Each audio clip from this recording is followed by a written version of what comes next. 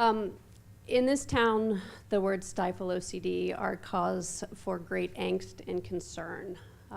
If you're a veterinarian and you write these words on a report, you better be prepared to answer some questions, because people are not going to be happy with you.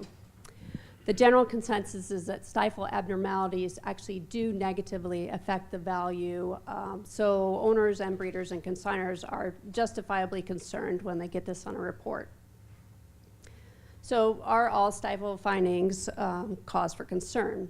And the short answer, and we could just end this right now, is I could say no, and we could go on to the next question, but you probably want some more answers. Contrary to popular belief, not all stifle OCDs or lesions are a great cause for concern, and they're not always the kiss of death when it comes to racing or sales. I just have 5 minutes to get through this, so I'm going to make some really gross generalizations, but hopefully it will give you a better idea of what's going on. When you are assessing whether stifle findings are cause for concern, there are a few factors to consider. The first is well, this is coming up in a different order than I prepared it. So we'll talk about the type of lesion, the age of horse, and the location of the lesion. I think that what's going to come up first is the age of horse, but we'll see. Okay, so when we sometimes find lesions in foals and weanlings when we radiograph them for weanling sales, and typically these aren't much cause for alarm because they generally heal as the horse matures. So we're not too concerned about those. Yearlings, we tend to survey them when they're 10 to 12 months of age, and when we find lesions at this time, they have a good chance to heal too, although these horses may have developed lesions that need surgery. Again, just because a horse needs to have surgery on a stifle doesn't mean that you should write him off. And then lastly, it's not uncommon to find evidence of old stifle OCDs in adult horses. We sometimes find them on pre-purchase exams, but if the horse isn't lame, we generally consider this insignificant. Next thing I want to talk about is location of the OCDs. The most common places for stifle OCDs are the lateral trochlear ridge and the medial femoral condyle. Less common places would be the tibia, the patella, and the medial trochlear ridge. Just to get you oriented, I have two radiographs up here. The one on the left here is a lateral view of the stifle, so taken from the side. Attempt to do the pointer. This is a lateral trochlear ridge, this curve right here. The image on the right is an oblique view, so your veterinarian is kind of behind and a little off to the side. This again is the lateral trochlear ridge, this curve right here, and this is the medial femoral condyle right here. This is the tibia, and this is the femur, whoa, not over there, and the patella. You'll notice on this slide that the medial femoral condyle is a weight-bearing surface there. Think of it like the bottom and the inside of your knee, so it's always under pressure. And like our knees, the femur has to glide along the tibia. In contrast, the lateral trochlear ridge, which is right here, is not a weight-bearing surface, but it does glide. So generally, lesions that are on the medial femoral condyle here are more concerning than those on just the gliding surface of the lateral trochlear ridge.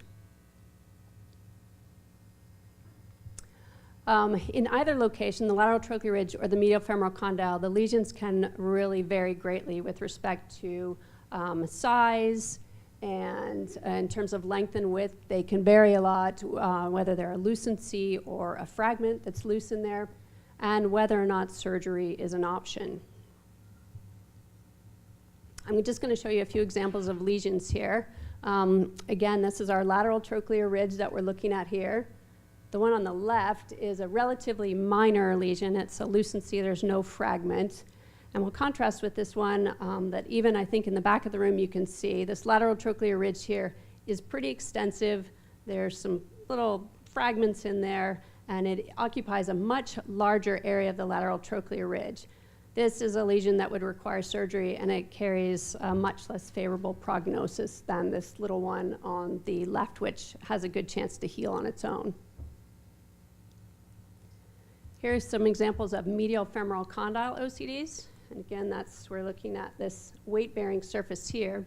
In the back, I think you probably can't even see the lesion on the left. It's a very shallow lucency right here. These generally don't cause us much concern, and they heal as the horse matures. And then look at the one on the right here, and this is a much larger area. You can see this big lucent or darker area here. This is a lot, this is a great deal more concerning. You can see how the condyle is flattened here. The shape of the bone has changed. And I think you can see, but the inflammation extends way up into the bone here. This is not a good prognosis.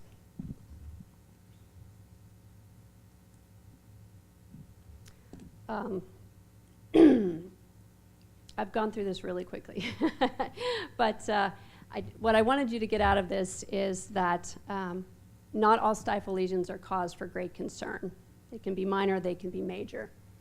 The majority of lesions actually will end up healing on their own. Some will require surgery, but that's not always a big deal.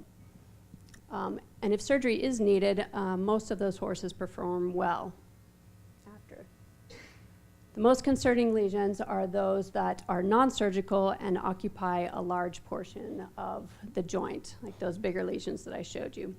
And finally, if you get a report back that says that you have a Stifle OCD or a lesion, make sure you talk to your veterinarian and don't just jump to the conclusion that you better give up on this horse. Just make sure you understand it. Could be something significant, could be something not so significant.